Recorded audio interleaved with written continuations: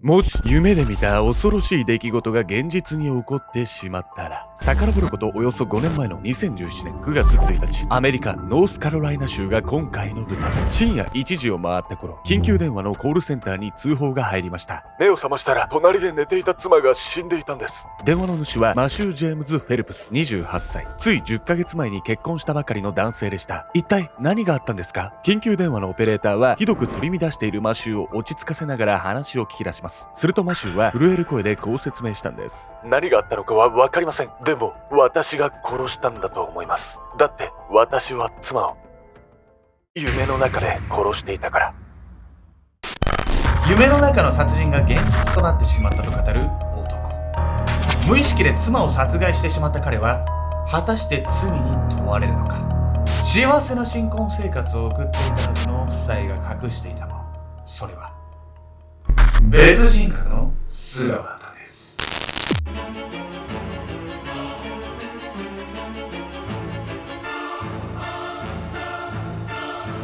おそす、肩こり治す方法コメント欄で募集中。ケンちゃんです。タイタニックみたいな声がしたい闇闇子です。なんであんたも手広げてんだよ。肩こり治るからマジで肩こりやばいんですよ、山内さん。これで治るらしいよ。いいお前山内先生か、お前。山内先生。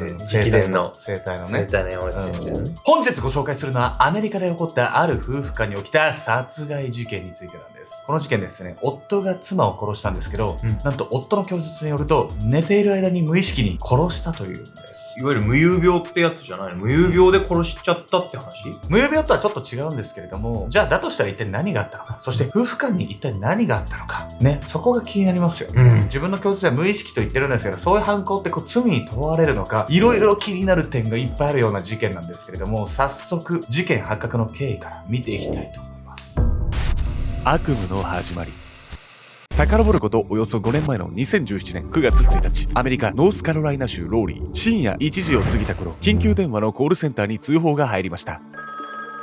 オペレーターが受話器を上げると、ひどく慌てた男性の声が聞こえてきます。どうしたらいいんだ？一体何から話せば？電話をかけてきたのはマシュー・ジェームズ・フェルプス28歳。ゆっくりでいいので事情を聞かせてください。動揺するマシューを落ち着かせようと穏やかに語りかけるオペレーター。マシューは大きく深呼吸をすると次のように話し始めました。私は妻を殺す夢を見ていました。怖い夢でした。それで恐ろしくなって目を覚ましたら、隣で寝ていた妻が血まみれで死んでいたんです。本当に死んでいたんですよ。オペレーターは状況をつかみきれずにいたんですが、大声で泣き始めたマシューのその様子をただごとではないと感じていました。こうして警察が現場へ向かうことになったんです。目が覚めて、そりゃ隣で奥さんがこれ死んでたらそれ取り乱しもするわよね。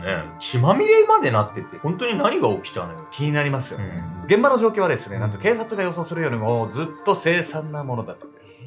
どうぞ。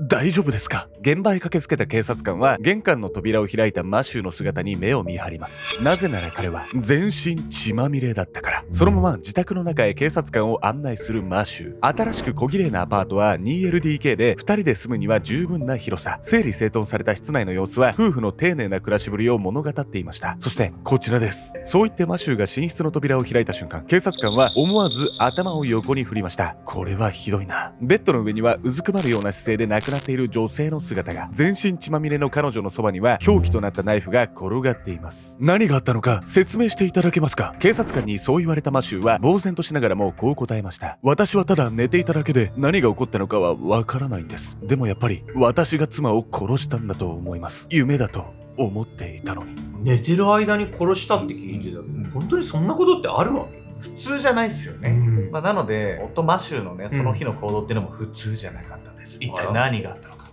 事件が起こる前日の夜、マシューは妻ローレンと2人でリビングで映画を見ていました。もうこんな時間なのね、そろそろ寝ましょうか。テレビを消し先に眠りについた妻のローレン。マシューも続いてベッドに入りましたが、映画の余韻が残っていたせいか彼はなかなか眠れずにいたんです。くそー、明日も早いのに。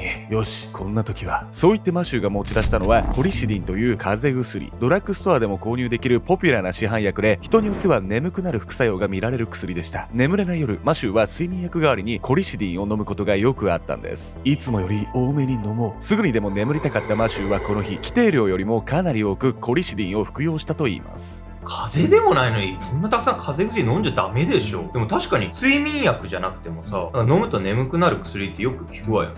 マシューが服用したねコリシティンはコーヒスタミン薬といってね、副作用として眠気とかがあるんですけど、ちょっとわかんない人もね、いると思うんで、というわけで本日のメトラキーワード、コーヒスタミン薬について。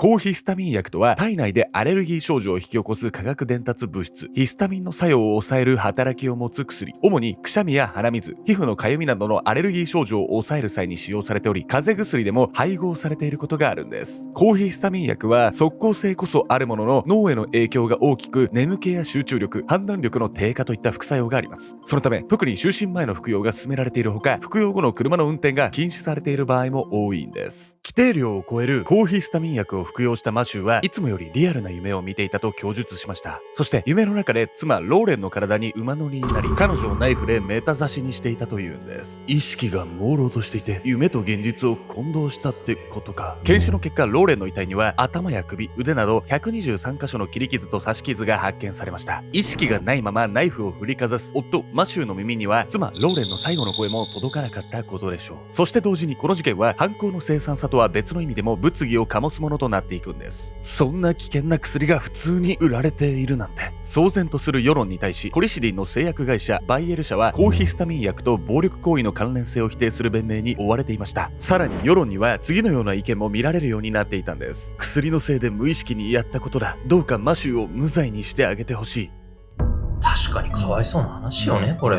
本当に無意識からだったとしたらなんですけどね。でね、このマシューっていうのはね、世間の同情を買ったんですけど、それほどね、夫婦仲がいいっていうね、世間からのイメージ。続いてね、彼らが一体どんな夫婦だったのか、その馴れ初めから見ていきたいと思います。馴れ初めたい。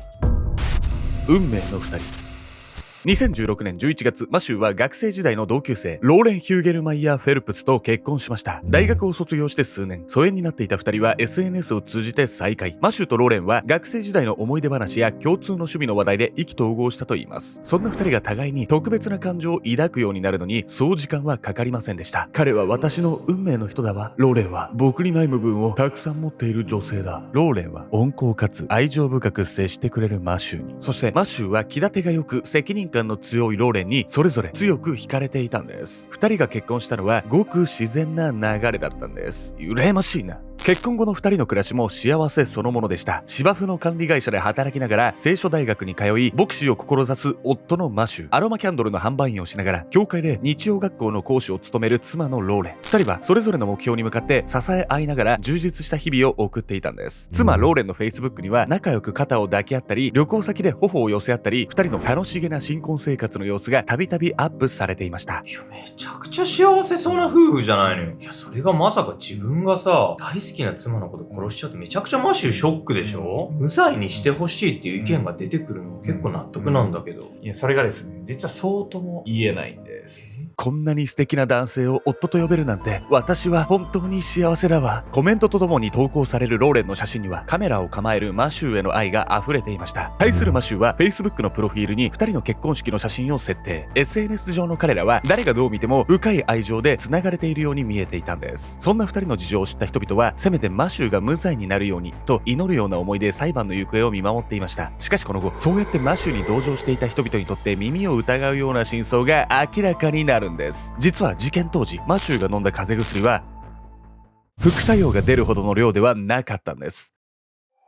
どういうことよ。警察がね、捜査を進めるうちにね、マシュー実はそんな薬飲んでなかったことが分かったんです。じゃあ何？マシューがローレンを無意識じゃなく意識的に普通に殺したってこと？じゃあ何よ？あんな幸せそうだったのに殺す理由はどこにあんのよ。幸せそうな夫婦見せかけだったんです。芸能人によくいるやつ。